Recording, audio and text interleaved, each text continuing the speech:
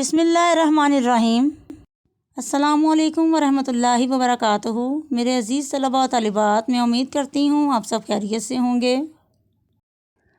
پیارے بچوں، آج ہم سبق نمبر 2 نعت کے مشقی سوالات کریں گے۔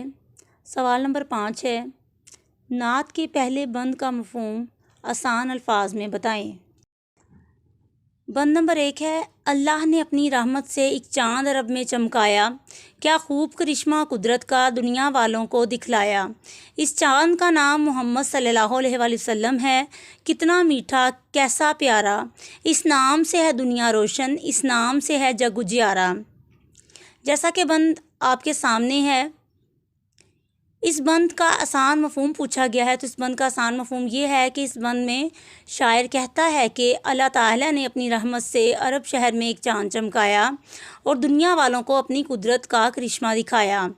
شاعر نے چاند ہمارے پیارے آخری نبی حضرت محمد صلی اللہ علیہ وآلہ وسلم کو کہا ہے، کیونکہ حضور صلی اللہ علیہ وآلہ وسلم کے آنے سے پہلے عرب کے حالات بہت برے تھے، لوگ بہت سی برائیوں میں مبتلا تھے۔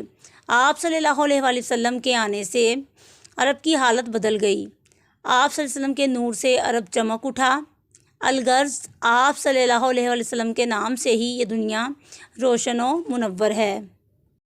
سوال نمبر 6 کہ حضرت محمد رسول اللہ خاتم النبیین صلی اللہ علیہ وآلہ وسلم کی ذات مبارک ہم سب کے لیے باعث رحمت ہے، اپنے الفاظ میں بتائیں۔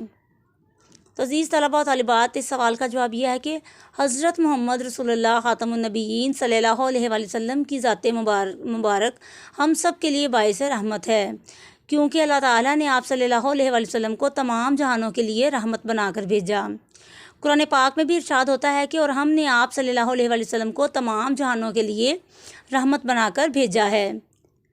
آپ صلی اللہ علیہ وآلہ وسلم کی زندگی رحمت و شفقت اور عفو و درگزر کا عملی نمونہ تھی۔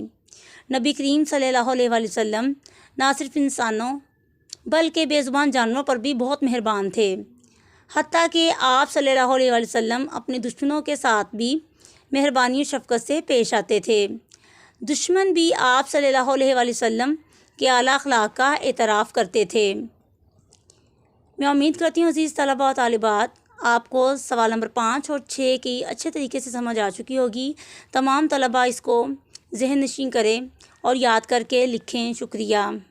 اوکے اسٹوڈنٹس، خدا حافظ، فی امان اللہ۔